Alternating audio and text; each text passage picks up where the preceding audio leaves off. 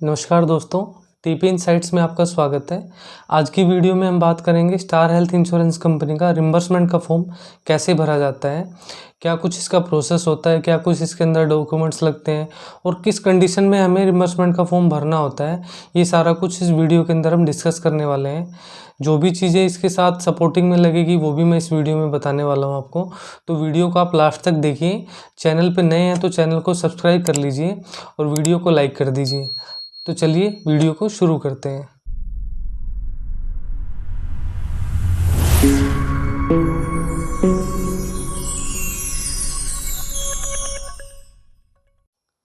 ये star health insurance company का claim form part A है। इसको रिम्बर्समेंट फॉर्म पार्ट ए भी बोलते हैं। इसको भरने से पहले कुछ चीज़ें मैं आपको पहले क्लियरली बता देना चाह रहा हूँ। उसमें सबसे पहला है कि जब हम रिम्बर्समेंट का फॉर्म भरते हैं तो उसके सपोर्टिंग में डॉक्यूमेंट्स क्या क्या लगते हैं, क्या क्या डॉक्यूमेंट्स हमें उस फॉर्म के साथ अटैच करके इंश्योरेंस कंपनी के पास भेजने होते हैं। उसमें सबसे पहले होता है फाइनल बिल, डिस्चार्ज समरी और हॉस्पिटल का बिल, जो फाइनल हमें मिलता है या हॉस्पिटल की जो रिसिप्ट होती है वो। दूसरा उसमें मेडिसिन के बिल भी लगते हैं और लैब टेस्ट के बिल भी लगते हैं। और जितना भी हमने पेमेंट किया है, जो हमने ट्रीटमेंट कराया है, उसकी जितनी भी पेमेंट हमने हॉस्पिटल को की है उन सब के रिसिप्ट उसके साथ में लगा के इंश्योरेंस कंपनी के पास भेजनी होती है। दूसरा क्या होता है, हमें रिम्बर्समेंट का फॉर्म या क्लेम फॉर्म पार्ट ए क्यों भरना पड़ता है, इसका क्या कारण है, किस कंडीशन की वजह से, क्या ऐसी कंडीशन होती है कि ये फॉर्म हमें भरना होता है। इसके दो कारण हैं सबसे ज़रूरी। सबसे पहला कारण ये है कि जिस हॉस्पिटल के अंदर हम अपना ट्रीटमेंट करा रहे हैं वो स्टार हेल्थ इंश्योरेंस कंपनी की नेटवर्क हॉस्पिटल लिस्ट में नहीं है। मतलब क्या है कि उन दोनों का आपस में टाई अप नहीं है, स्टार हेल्थ इंश्योरेंस कंपनी और हॉस्पिटल के बीच में कोई टाई अप नहीं है। तो उस कंडीशन में हमें क्या करना है, अपना जो ट्रीटमेंट कराना है वो पेमेंट करके ही कराना है और बाद में उनसे बिल लेना है हॉस्पिटल से। और क्लेम फॉर्म भर के उसके साथ में सपोर्टिंग में bill, discharge summary, final bill और रिपोर्ट्स वगैरह जो भी हैं, लैब टेस्ट के बिल है, मेडिसिन के बिल है, सारा उसके साथ अटैच करके इंश्योरेंस कंपनी के पास भेजना होता है। तो एक कारण तो ये हो गया नॉन नेटवर्क हॉस्पिटल का। दूसरा कारण है, जब हम किसी नेटवर्क हॉस्पिटल के अंदर एडमिट होते हैं अपना ट्रीटमेंट कराने के लिए और इंश्योरेंस कंपनी हमारा क्लेम डिनायल कर देती है, वो बोलती है कि हम आपको कैशलेस नहीं देंगे, आपको रिम्बर्समेंट क्लेम देंगे। तो उस कंडीशन में क्या होता है कि हॉस्पिटल से हमें फाइनल बिल लेना होता है, डिस्चार्ज समरी लेनी होती है और रिसिप्ट जितनी भी हमने पेमेंट की है उनकी सबकी रिसिप्ट लेनी होती है, लैब टेस्ट के बिल लेने होते हैं, मेडिसिन के बिल लेने होते हैं या और अदर जो भी आपने पेमेंट कर रखी है उन सब के हमें बिल लेने होते हैं और वो फॉर्म के साथ भर के अटैच करके इंश्योरेंस कंपनी के पास भेजने होते हैं। तो मेन दो रीज़न हैं रिम्बर्समेंट फॉर्म भरने के, तो वो मैंने आपको बता दिया। अब मैं क्लेम फॉर्म पार्ट ए के बारे में बता रहा हूँ आपको कि ये फॉर्म कैसे भरा जाएगा। एक चीज़ और बता दे रहा हूँ, ये फॉर्म भरने से पहले जब भी हम किसी हॉस्पिटल के अंदर एडमिट होते हैं और वो नॉन नेटवर्क हॉस्पिटल है तो उस कंडीशन में क्या करते हैं, हम इंश्योरेंस कंपनी को इंटीमेशन करते हैं, इन्फॉर्म करते हैं, इन्फॉर्मेशन देते हैं कि हम इस हॉस्पिटल के अंदर एडमिट हो रहे हैं और हमें 24 घंटे से ज़्यादा यहाँ अपना ट्रीटमेंट कराना है, यही हमें प्रॉब्लम है। तो उस कंडीशन में इंश्योरेंस कंपनी एक क्लेम नंबर देती है जो हमें यहाँ पर रिम्बर्समेंट के फॉर्म पार्ट ए में मेंशन करना होता है। ये देखो इस पे लिखा हुआ है क्लेम फॉर्म पार्ट ए, ठीक है। तो इसमें सबसे पहले क्लेम नंबर भरना है जो आपने कस्टमर केयर में बात करके इंश्योरेंस कंपनी से लिया था। वो इस फॉर्म में भरने से ये होता है कि वो आपका केस बहुत स्मूथली चलता है, उनकी नॉलेज में होता है और वो एक क्लेम नंबर ऐसा जनरेट करते हैं जो लास्ट तक, जब तक आपका क्लेम सेटल नहीं हो जाता तब तक वही क्लेम नंबर चलता रहता है। उसके बाद लिखा हुआ है डिटेल्स ऑफ प्राइमरी इंश्योर्ड, मतलब जो पॉलिसी का मेन मेंबर होता है, प्राइमरी मेंबर होता है, जिसके नाम पे पॉलिसी होती है, पॉलिसी होल्डर जो मेन होता है उसका यहाँ पे डिटेल लिखी जाएगी। उसकी पॉलिसी नंबर जो होते हैं उसमें पॉलिसी नंबर डालेंगे। एक सर्टिफिकेट नंबर भी होता है, जब आप अपनी पॉलिसी चेक करोगे तो उसमें सर्टिफिकेट नंबर भी लिखा होता है। उसके बाद आता है TPID नंबर। TPID नंबर क्या होता है कि स्टार हेल्थ इंश्योरेंस कंपनी के अंदर कैंडिडेट वाइज सबका TPID नंबर अलग अलग होता है। तो जो प्राइमरी इंश्योर्ड है, जो मेन मेंबर है फैमिली का या जो भी ग्रुप पॉलिसी है उसके अंदर जो एम्प्लॉई है उसका जो टीपीआईडी नंबर है उसका यहाँ पे डाल देना है। उसके बाद उसका नाम डलेगा, यहाँ पे एड्रेस डलेगा। उसके बाद सिटी और यहाँ पे स्टेट ये डलेंगे। उसके बाद हम आगे चलते हैं। इसमें आ गया डिटेल्स ऑफ इंश्योरेंस हिस्ट्री। ठीक है, इसमें क्या होता है कि इसमें किसी दूसरी इंश्योरेंस कंपनी की डिटेल मांग रहा है। वो ये कह रहा है कि आपके पास इस स्टार हेल्थ इंश्योरेंस कंपनी के अलावा भी कोई हेल्थ पॉलिसी है क्या। तो आप इसमें यहाँ पे नो कर देना है शुरू में ही। तो इसके बाद नो कर दोगे तो ऑटोमेटिकली आगे वाले सारे कॉलम ऑटोमेटिकली नो हो जाएंगे। आपको टिक करना है तो आप टिक भी कर सकते हो। उसके बाद क्या है, उसके बाद हमें नीचे आना है। Details of insured person hospitalise. वो ये कह रहे हैं कि उस पर्सन की डिटेल डालो जो हॉस्पिटलाइज हुआ है, जो मरीज है, जिसने अपना इलाज कराया, जो पेशेंट है। तो उसमें क्या होगा, उस पेशेंट का नाम डलेगा सबसे पहले। यहाँ पे नाम डलेगा, मेल है फीमेल है वो आपको टिक करना है। इन दोनों में से एक टिक करना है। उसकी एज कितनी है, मान के चलो वो 15 साल का है और 4 महीने का है, तो यहाँ पे 15 साल और यहाँ पे 4 महीने लिख देने हैं। उसके बाद उसकी डेट ऑफ बर्थ याद है तो आपको मेंशन कर देनी है। उसके बाद क्या करना है, नीचे देखो यहाँ पे उसमें आगे है relationship to primary insured. Self मतलब खुद का, या तो प्राइमरी इंश्योर्ड है तो वो सेल्फ में टिक कर देगा, जैसे खुद अपना ट्रीटमेंट कराए। या उसकी फैमिली मेम्बर में जैसे उसकी वाइफ है तो वाइफ पे टिक हो जाएगा, उसका बच्चा है तो बच्चे पे टिक हो जाएगा, उसका फादर है तो फादर में हो जाएगा टिक। तो जो भी जिसने भी ट्रीटमेंट लिया है उस पे वो रिलेशन के साथ में यहाँ पे टिक करना है। ऑक्यूपेशन मतलब उसका क्या करता है वो बंदा, सर्विस करता है, सेल्फ एम्प्लॉयड है, स्टूडेंट है, रिटायर्ड पर्सन है, वो यहाँ पे टिक कर देना है। यहाँ पे नीचे एड्रेस आ जाएगा, सिटी आ जाएगी, स्टेट आ जाएगा, पिन कोड आ जाएगा, फ़ोन नंबर आ जाएंगे, ईमेल आईडी आ जाएगी, ये फिल करना है आपको। उसके बाद हम नीचे चलते हैं। डिटेल ऑफ हॉस्पिटलाइजेशन, उसमें लिखा है कि हॉस्पिटलाइजेशन होने की यहाँ पे नीचे डिटेल भरनी है आपको। तो उसमें क्या भरना है, इसमें name of hospital where admitted, यहाँ हॉस्पिटल का नाम आएगा।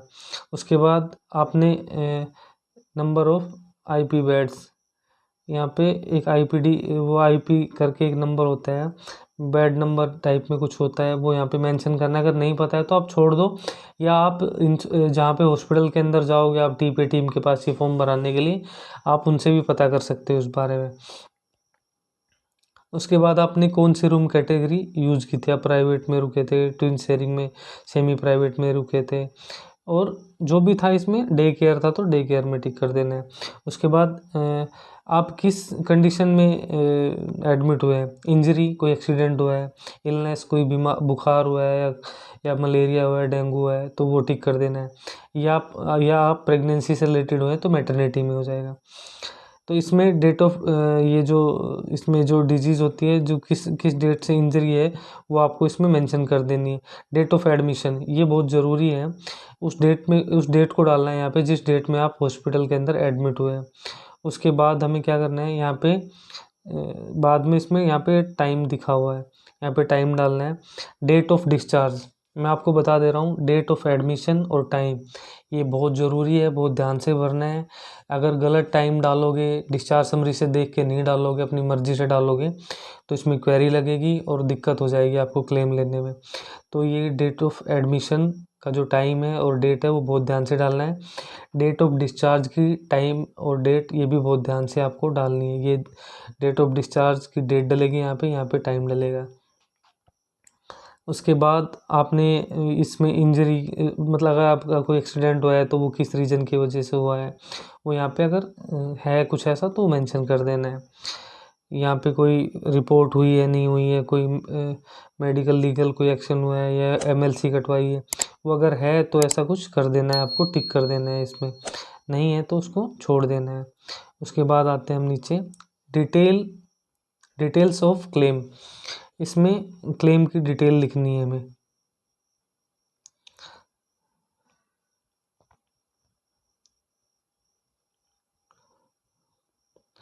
इसमें डिटेल ऑफ क्लेम में क्या आएगा,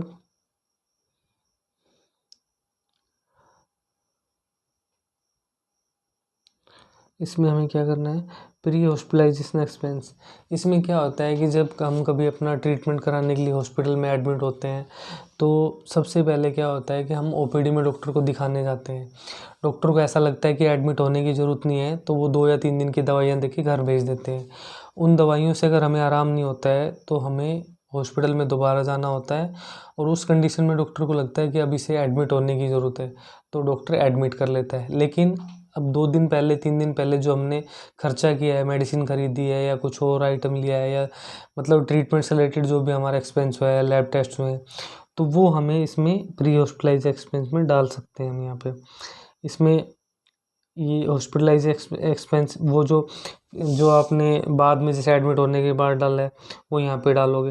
पोस्ट का क्या होता है कि पोस्ट का मतलब जैसे एडमिट होने के बाद भी आप 2 दिन बाद दिखाने जा रहे हो तो वो पोस्ट होता है, मतलब एडमिट होने के बाद का जो खर्चा है वो आप पोस्ट में डालोगे। हेल्थ चेकअप की कॉस्ट कोई है तो वो डाल देनी है आपको। एम्बुलेंस का एम्बुलेंस में डाल देना है। प्री हॉस्पिटलाइजेशन पीरियड कितने दिन पहले का डालना है, और पोस्ट का इसमें डेज डालने होते हैं। अगर ये हुआ है तो इसमें डालना है आपको। उसके बाद इधर आ जाते हैं, ये हमें surgical cash, critical illness benefit, ये अगर डालना है तो डाल दो, नहीं तो यहाँ पे टोटल सीधा यहाँ पे जो भी अमाउंट आपने पे किया है यहाँ पे वो मेंशन कर देना है यहाँ पर। क्लेम डॉक्यूमेंट सबमिटेड चेकलिस्ट, इसमें क्या क्या आप साथ में लगा रहे हो। इसमें हॉस्पिटल का जैसे ये क्लेम फॉर्म ड्यूली, जैसे क्लेम फॉर्म ए भर रहे हैं हम तो वो लग जाएगा। कॉपी ऑफ क्लेम इंटीमेशन, जो इंटीमेशन आप करते हो उसकी कोई कंफर्मेशन मेल आई हो तो उसका प्रिंट आउट इसमें लगा सकते हो। इसके बाद हॉस्पिटल का फाइनल बिल, ब्रेक का बिल, ये हो गया हॉस्पिटल की बिल पेमेंट की रिसिप्ट। ये सारी चीज़ें आपको देखनी है और सपोर्टिंग में लगा देनी है जो जो आपके पास अवेलेबल है। उसके बाद हम नीचे आ जाते हैं, detail of bills enclose.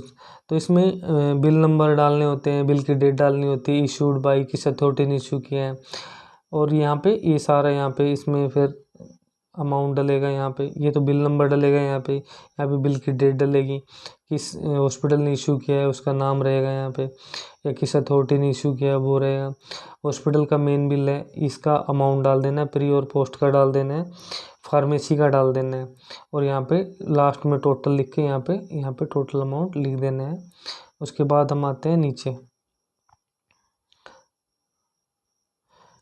Details of primary insured bank account.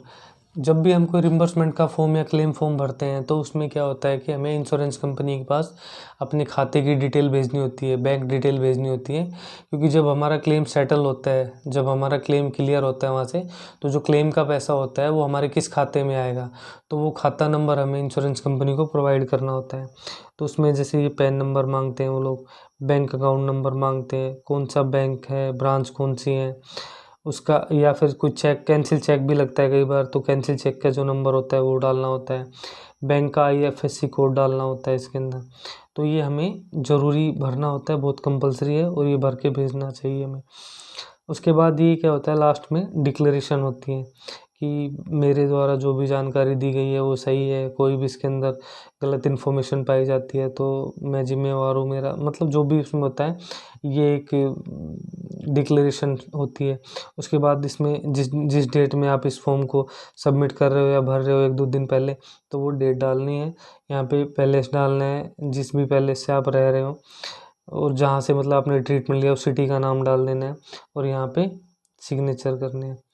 तो आज की वीडियो में मैंने स्टार हेल्थ इंश्योरेंस कंपनी का जो रिम्बर्समेंट फॉर्म या क्लेम फॉर्म ए बोलते हैं जिसे, उसके बारे में मैंने आपको बताया। आप लोगों के समझ में आ गया होगा कि ये फॉर्म कैसे भरना है, किस कंडीशन में भरना है, क्या कुछ इसकी सपोर्टिंग में डॉक्यूमेंट्स लगेंगे। तो ये सारी चीज़ें आपको बहुत ध्यान से भरनी है ताकि कोई क्वेरी ना लगे इस क्लेम के अंदर। रिम्बर्समेंट क्लेम के अंदर बहुत ज़्यादा क्वेरी लगने के चांस होते हैं अगर हम उसको ध्यान से नहीं भरते हैं, उसके डॉक्यूमेंट सपोर्टिंग में ध्यान से नहीं लगाते हैं। तो ये वीडियो आप लोगों के लिए काफ़ी हेल्पफुल रहने वाली है। तो वीडियो अच्छी लगे तो आप लाइक कर दीजिए, चैनल को सब्सक्राइब कर दीजिए, और अपने दोस्तों के साथ इस वीडियो को शेयर कीजिए। नेक्स्ट वीडियो में मैं क्लेम फॉर्म पार्ट बी लेके आऊँगा, तो उसका आप इंतज़ार कीजिए। मिलते हैं नेक्स्ट वीडियो में, तब तक के लिए नमस्कार।